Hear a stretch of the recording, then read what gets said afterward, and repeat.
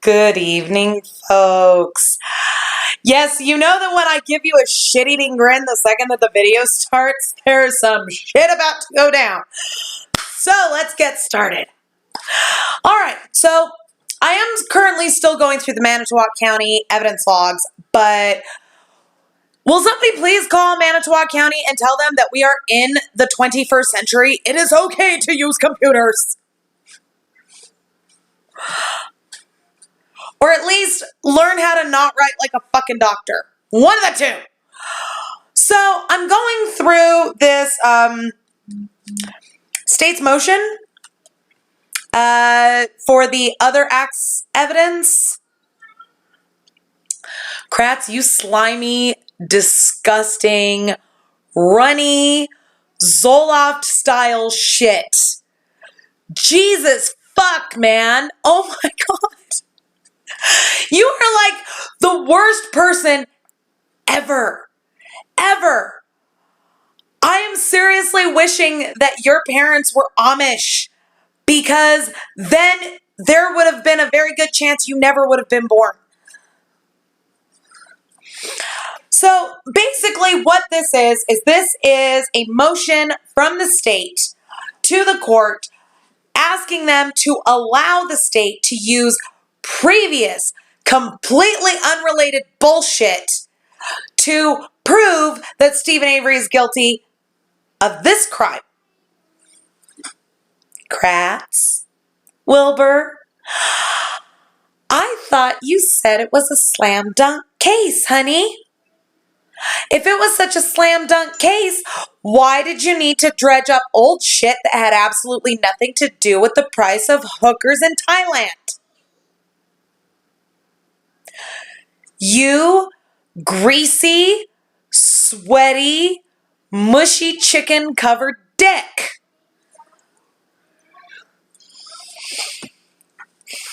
So let's go through this. Now there's 9 fucking motions involved in this. I'm just going to read this top part to you real quick. After the state submitted its 9 separate motions to allow the introduction of other acts evidence, a memorandum of law in support of its motion, and a supplementary memorandum, the court requested additional specificity from the state. That's probably like one of the few times I've ever seen Willis actually act like a judge and not just a puppet. In correspondence dated August 1st, 2006. This was filed August 14th. This gets so nasty. Trust me. Specifically, the court requires the state submit as to each proposed other act: 1, the charge for which the evidence is offered; 2, how the evidence relates to an element of the charge; and 3, what witnesses will testify and what they will say. The state here attempts to more clearly explain its theory of admissibility and comply with the court's request for additional specificity as to the 9 other acts offered, although incorporating by reference the detailed information previously provided to the court.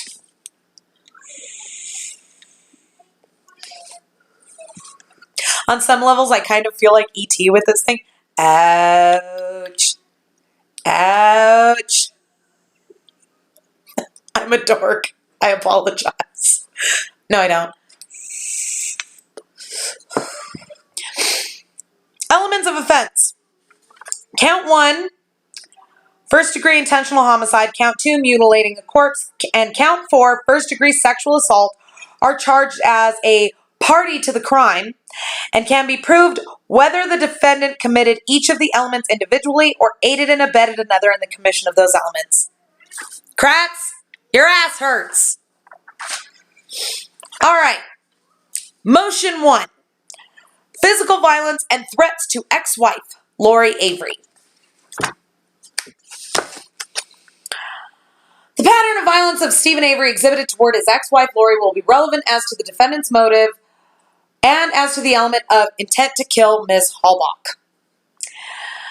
Avery's stated intent to kill and mutilate his then-wife, Lori, is also relevant as to plan. That is, the jury should be informed of this man's stated willingness to mutilate his ex-wife when considering whether the defendant mutilated Teresa Halbach.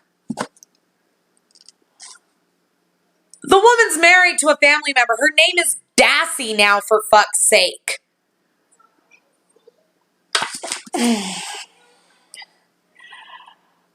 was filled with physical abuse being administered to Lori, consisting of choking, hitting, and punching. Lori will testify that Avery threatened that if she ever left him, he would kill her. Lori will testify that in approximately February of 1988, she divorced Stephen Avery. After the divorce, Avery would send Lori threatening letters in the mail, threatening to hurt or kill her and her family. Now, I'm not disputing that he did this. He admits it. He admits that he wrote that stuff, and he also admits that he was extremely angry and frustrated at the time that he wrote it. I'm not saying that makes it okay. I'm just saying the man figured that his ass was going to be in fucking jail for the rest of his natural born life at that point. What the fuck else did he have to lose? How could he possibly know that fucking Manitowoc County would be so hell-bent on bending him over and fucking him? Lori will testify that while married to Avery, she ended up in the domestic violence shelter on a number of occasions, and that Avery had found her there in 83 or 84 when he had to be removed from the facility. Really? Then where's the police report? Because if he had to be removed from a domestic violence shelter, there would have been a fucking police report. Anybody else seen that? Because I haven't, and I've looked. Motion number 2. Oh, wait, before we get to that. Investigator Wendy Baldwin may provide testimony of statements made by Lori Dassey regarding the history of physical abuse between she and Stephen Avery. Wendy Baldwin. Wendy. Anybody else remember that name? Because I do, you fucking slimy bitch. Motion 2, physical violence towards girlfriend Jody Stachowski. Yeah. Even before he was convicted, she was trying to fuck him over. You fucking cunt. What did they promise you? What did they promise you? Because I'm sorry, but you don't do shit out of the goodness of your heart, honey. You don't have one. You're like the fucking Grinch who stole freedom.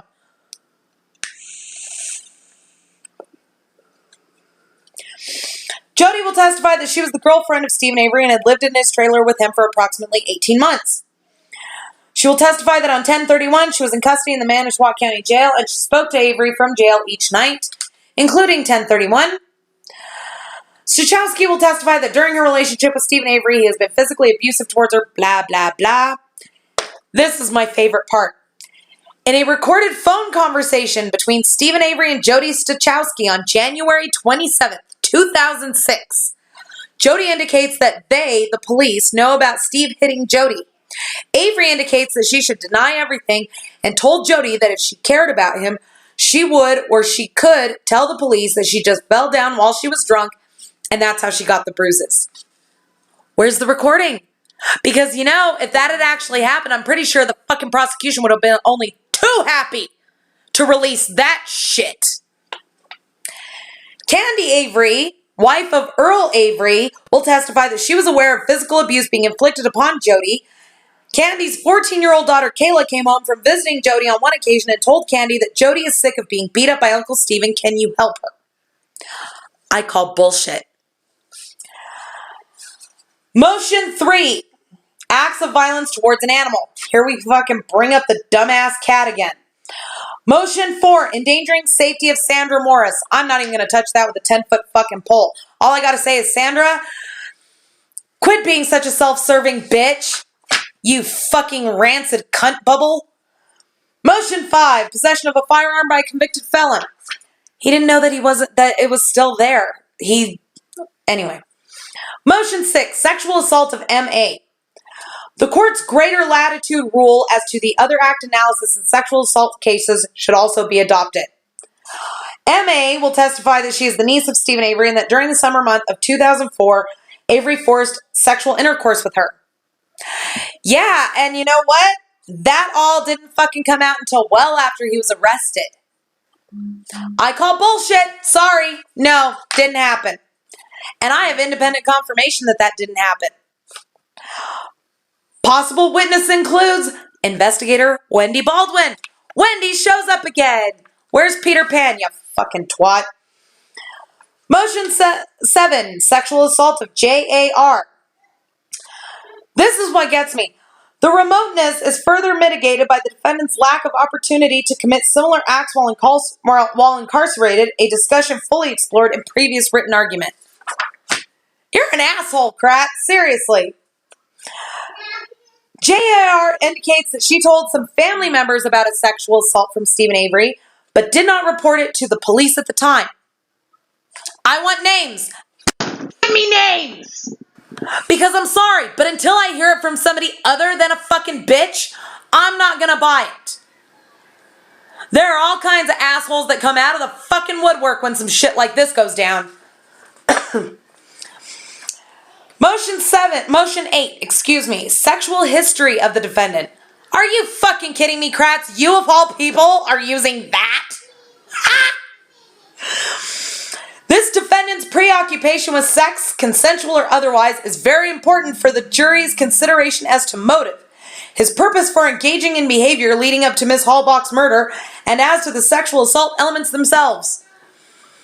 Really, Kratz? So does that mean that we need to just arrest your ass since you've got a preoccupation with fucking people, whether they want you to or not? And on many levels other than just literally? Because you just described yourself in this motion. You fucking rapist bastard. Yeah, folks. As usual. As fucking usual. The prosecution didn't have shit. And because they didn't have shit, they had to bring up past incidences that all are not corroborated by anything. There is not one case of domestic violence that I have seen. And I ran Stephen Avery's criminal background. Because, I'm thorough. There is not one instance of domestic violence between him and Lori or him and Jody. There is a domestic incident, but I'm sorry, I don't know whether Jody initiated that, Stephen initiated that. Either way, I personally feel that they were both to blame on that.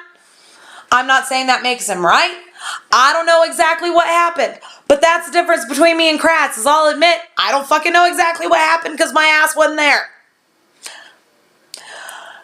The prosecution had shit for a case. That's why they brought up this shit, is because they didn't have enough evidence of this Halbach murder because Stephen didn't do it, that they resorted to playing dirty pool.